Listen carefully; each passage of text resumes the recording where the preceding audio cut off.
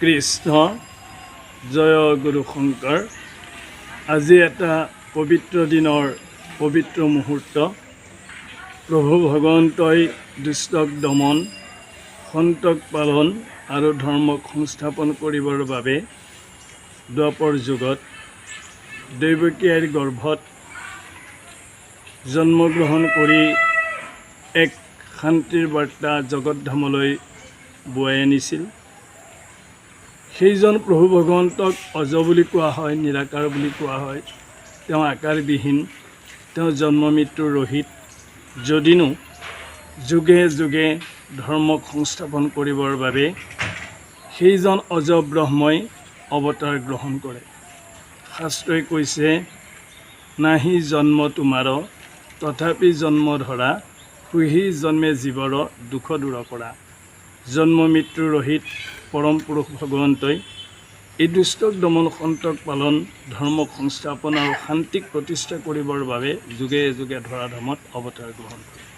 আজিৰ এই পবিত্ৰ দিনটোতেই সেইজন প্ৰভু ভগৱন্তই কৃষ্ণৰূপে দৈৱকী আইৰ গৰ্ভত জন্মগ্ৰহণ কৰিছিল।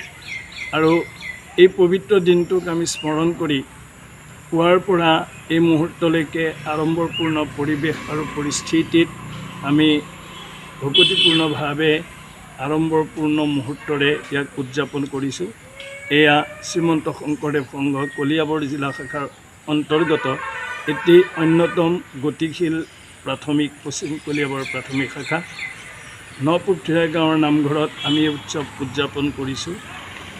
ধৰ্মীয় পতাকা উত্তোলন, ভাগৱত পাঠ, নাম প্ৰসংগৰ অন্তত শিশুসকল ইয়াত একত্ৰিত হৈছে। তেওঁলোকৰ শাৰীৰিক, মানসিক আৰু আধ্যাত্মিক উৎকৰ্ষ সাধনৰ বাবে আমি বিভিন্ন সাংস্কৃতিক কাৰ্যসূচীৰ আয়োজন কৰিছোঁ। শিশুসকলে খোলবাদ্য ইয়াত পৰিৱেশন কৰিছে, গোপী নৃত্য পৰিৱেশন কৰিছে, বালকৃষ্ণ নৃত্য পৰিৱেশন কৰিছে, মাটি আখৰা পৰিৱেশন কৰিছে, দিহানাম পৰিৱেশন কৰিছে। এক কৃষ্ণ সংস্কৃতিৰ নিনাদিত ৰূপে আজি এই অঞ্চলৰ আকাশ বতাহ মুখৰিত কৰি তুলিছে। আমি এপাহতে মাধৱদেৱ আদৰ্শ শিশু বিদ্যালয়ৰ ছাত্ৰ ছাত্ৰীসকলকো প্ৰশংসা কৰিছোঁ। আমাৰ আমন্ত্ৰণক সঁহাৰি জনাই তেওঁলোকে আজি সাংস্কৃতিক অনুষ্ঠানত এটি দিহানাম পৰিৱেশন কৰি সকলোকে বিমোহিত কৰিলে। তেওঁলোককো আমি আন্তৰিক ধন্যবাদ জ্ঞাপন কৰিছোঁ। সদৌ শেষত আপোনাসৱ আমাৰ মাজত উপস্থিত হৈ এই কাৰ্যক্ৰমণিকা সম্প্ৰচাৰ কৰাত যি ভূমিকা গ্ৰহণ কৰিলে তাৰ বাবে আপোনাসৱকো আমি আন্তৰিক কৃতজ্ঞতা জ্ঞাপন কৰিছোঁ।